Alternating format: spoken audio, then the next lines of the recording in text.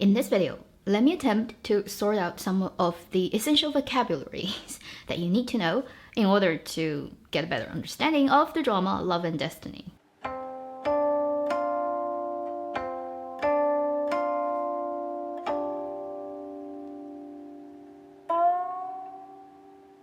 Hi, you're watching Avenue X, where Junkie and Good Storytelling shares their thoughts, knowledge, and occasional weird ideas on stories and how they're told. This is an unplanned video, but I feel there's a necessity of making it.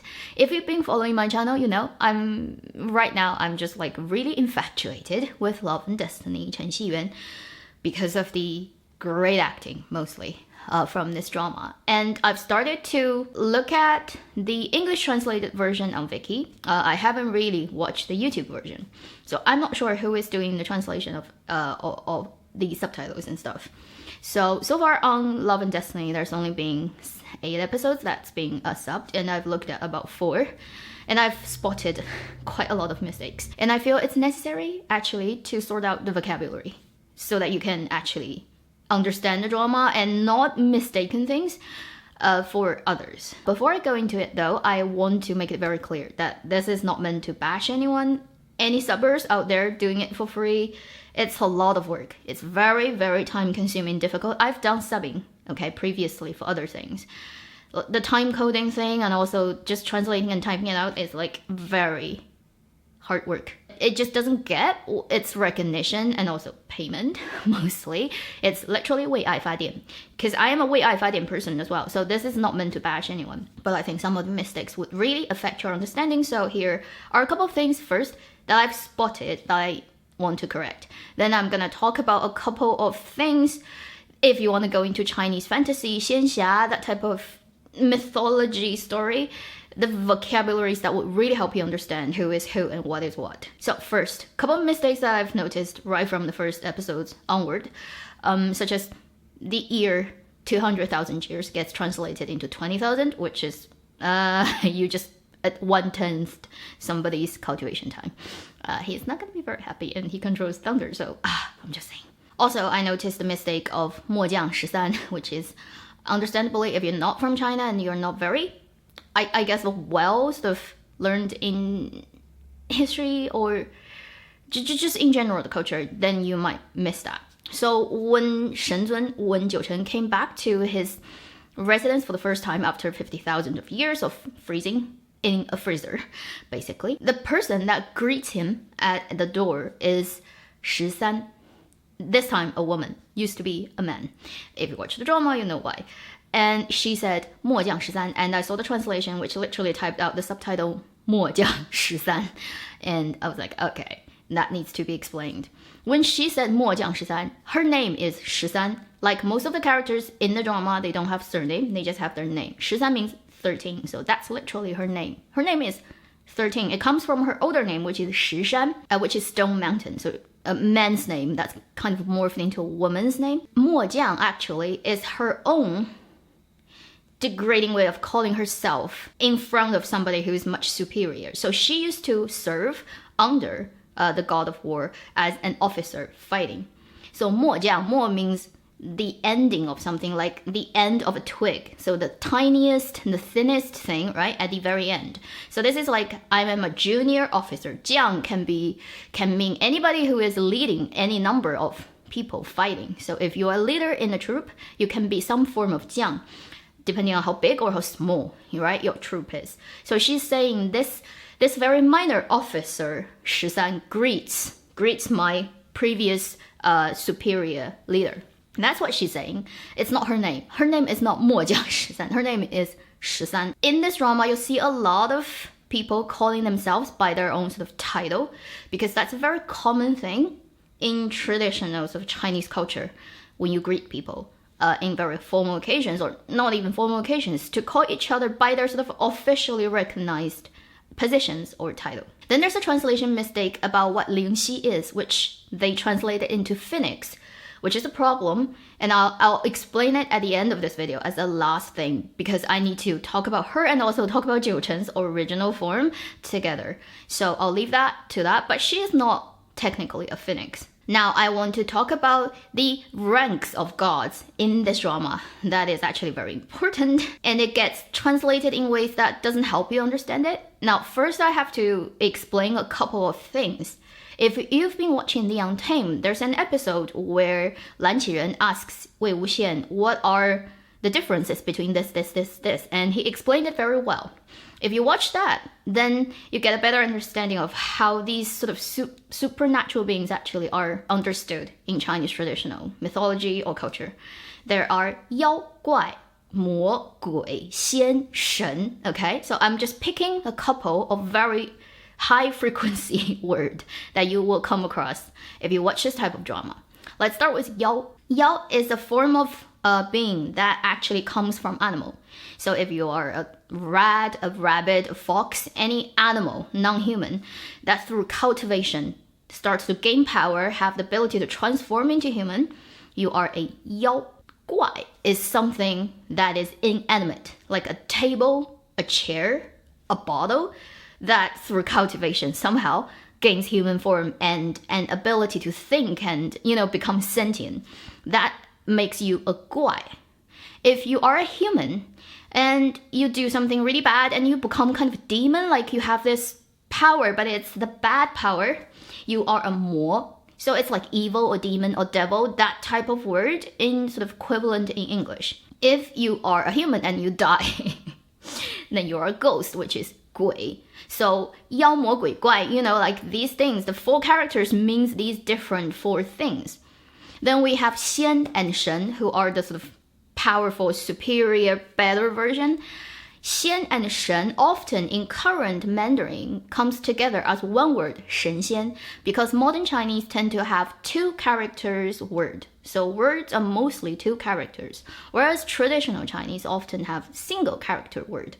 So it's a combination of 2 characters actually meaning 2 different type of superior beings that now is often just understood as one word, which means God, but not like in Christianity God. It's more like a Greek mythology, Roman mythology, like many gods. 仙 is the type of gods that are cultivated from other beings. So they're not born to be superior. They could be a human to start with. They could even be an animal. So they could start it as a 妖 and then they keep going, right? They keep going. They eventually become 仙, which is good version, the white compared to the demon, the 魔 black, the good kind that through cultivation becomes at the level of gods.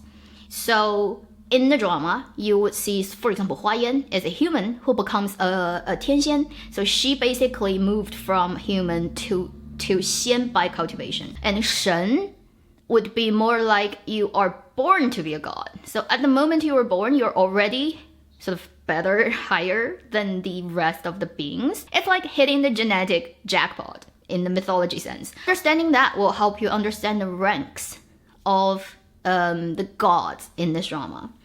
So we will divide that into 仙 and 神, because in the drama there's an episode where Lingxi actually recites the different levels of the god in the drama setting. I have to say this is purely just based on this drama. It's not something that widely accepted in Chinese mythology. This is basically the made up rules of who ranks what in the drama only. She said there are 小仙, 地仙, 天仙, 上仙, then 天神, 上神. So there are 6 levels of gods in the celestial palace, in their ranking, and 4 of them belong to the 仙 version, which is, lesser, lower, and then 2 belongs to the god 神 version, which is higher. And among the 4 仙 levels, the lowest is 小仙, literally meaning little 仙, small 仙, junior 仙. I mean, depends on how you want to translate that. The next level is 地仙. 地 means earth, ground, floor. So earthly 仙. In the translation in Wiki, they use immortal, which is okay. I mean, if you want to use immortal for 仙, then you probably have to use God for 神, because you have to distinguish those 2. Or deity. Like, it really is all over the place. It depends on what word you pick. But if you pick one, stick with it. So let's say if I stick with immortal for 仙, so there's junior or little immortal, then earthly immortal 地仙, then 天仙, which would be sky, actually. 天 means sky or celestial or heaven. So 天仙 would be heavenly, immortal. Then 上仙, 上 means up, above, so on top. So it's like one level higher than 天仙, that would be high, immortal. That's how, if I use immortal, that's how I would translate these 4 levels. Again, junior immortal, earthly immortal, heavenly immortal, and high immortal. And then you move to the Shen, which is 天神 and 上神, 2 levels. 天, again, heavenly, so that would be heavenly god. Like if you want to pick deity or god, it's just like, again, approximation in the English language. And then 上神 would be high god or high deity. So that's like the 6 levels. And supposedly, the level difference will dictate how strong you are in the fight. If you're fighting somebody who is much higher level, you can't win them. You can't even injure them somehow. And then when you go through 劫, which many characters do in this drama, you go through like this, almost like a test that heaven gives you. If you come out winning, or you survived it in their version, then you rise up, right? You'll level up. It's like playing a video game. That's weird. In the beginning, Ling Xi is only earthly immortal. She's a 地仙. She's very low in the ranks of things. At the end of the drama, I'll spoil it for you, she becomes high god, so the highest level of the gods that could possibly be. In the drama, you have like a couple of high god to start with, such as lead male character Jiu Chen and his 师弟, his sect brother, the younger, Yunfeng, who already started the drama as Shangshen, the king or the queen of the Shanling mountain spirit tribe, which Lingxi belongs to actually. She started also as Shangshen, and I think the heavenly emperor, the heavenly sovereign, and also Tianlei Zhenjun are all Shangshen to start with, but very, very few. The rest mostly are Shangxian, such as Qingyao, and then Tianxian, such as Huayan. So people have like the different rankings. Oh, and Shisan is also a Shangxian. So when you're watching this drama, just pay attention. Like even if it translation, the subtitle is wrong, just listen to the pronunciation. Whether they're saying 仙 or 神, that distinguishes one level to another. And then just pay attention to whether it's 上 or 天 or 地, and then you kind of get the understanding of where people are. One other thing about titles is how people call each other. For example, the sovereign of the palace, the celestial sort of tribe, is called Tianjun, heavenly sovereign. Jun is a versatile character. It can be used just to describe somebody for the sake of respect. Like your friend, you can call them Jun. Jun can also represent sovereign as opposed to subject. So in the drama, when they say Tianjun, it's actually not saying heavenly gentleman, it's actually calling you heavenly sovereign. So this character can actually mean 2 things. One is just a simple respectful term, the other is actually the ruler of something. The 3 most powerful people in this drama are the Tianjun, so heavenly sovereign. I probably would translate him like that, or celestial sovereign. Then the second sort of powerful person, probably like most powerful, but he doesn't have a sort of official position, is the teacher of Jiu Chen, who is called Tianzun. That's his title. Tian, heavenly again. Zun means respect. But here it's kind of used as a noun. So a respected heavenly being. So the translation can be really anything from like respected or revered heavenly lord or whatever, like that would work. And then so they trying to distinguish the titles of those 3 people, which means when it gets to Jiu Chen, they can't use these 2. They just invented one. It's called Shenzun. So Shen, again, God, right? It means the higher level of gods. Zun, revered, respected. So he's the respected or revered god. The translation in the Wiki drama is calling him senior deity, which is not, I wouldn't say it's too well translated, just because the Zun idea doesn't come through. Zun really is somebody who's highly, highly, highly respected. So the idea of respect needs to come into the translation. If you learn Chinese, it would actually be easier for you to understand it instead of translating into English, because there's sometimes no equivalent. Therefore, you're reaching out for other things, and it messes up the actual meaning of things in the process. Now, I've talked about the titles, the rankings, so it should help you understand the drama better. Finally, I'm just gonna talk about the Phoenix thing. In the drama, it always calls her a phoenix, 灵犀, which is not true. Her origin, like birth, father, and mother, the dad is a 丹鸟, the mother is a phoenix, 凤凰. So her maternal line is 凤凰, but her paternal line is actually 丹鸟. 丹鸟 is again made up, I would say, in the drama, which literally means red bird. 丹 means red, bird, 鸟. So her father and also her adopted father, which is her birth father's 师兄, are both 丹鸟, red bird. I don't know, maybe it's just like very close to 凤凰, but not exactly. Their natural color is red. It's just a red bird. Like 国师, you know, like Li Dongxue's character 国师 is actually 玄鸟, which means blackbird. Yeah, and lots of birds. And so she's not a 凤凰, and she's never been a 凤凰throughout the drama. Sometimes she kind of has that like phoenix thing behind her when she gets really angry, but her transformed form is always the red bird instead of the phoenix. Or you can say she's half phoenix, half red bird. I mean, especially right from the beginning when people didn't know she has a half phoenix blood, she's always called a 丹鸟, which is red bird. As for 九成, although it's never explicitly sort of said in words what he is, you see him transform into a winged white dragon. That's really cool. So probably it's based on the mythology of a particular type of dragon. So in Chinese mythology, there are many different types of dragons, to your surprise, and they rank like, you know, like there's this ranking of how powerful they are, depending on what they look like, the particular species of dragons. That's so cool. Anyway, the strongest dragon is called 祖龙, which is the ancestral dragon, the first dragon of all dragons. Obviously, that would be the most powerful dragon, the father of all dragons, and that's it. And then the second is often believed to be 烛龙, which is candle dragon. Candle dragon is known to be so powerful that when it opens its eyes, it's day, and closes its eyes, it's night. When it breathes out, it's summer, and when it breathes in, it's winter. It's like almost not formed dragon, because when you think about that, right, it's like the entire universe is the dragon. 烛龙 is actually very well known. If you watched Guardian, yeah, I can tie that in. You notice that person named himself 主九, which actually is based on the idea of the candle dragon, supposedly to be the most powerful, apart from the original dragon. And then the third dragon down the line that would be considered to be super powerful would be 应龙. 应龙 is known to be the only dragon that has wings. That would be actually 九成 if 九成 is based on 应龙. 应龙 is known to have cultivation. So they're born to be normal dragons without wings, but then through years and years and years of cultivation, they grow wings and they become extremely powerful.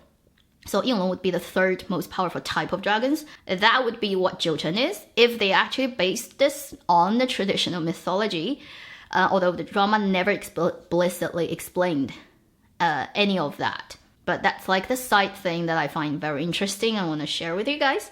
So this is the video explaining some of the essential vocabularies that you will come across in Love and Destiny.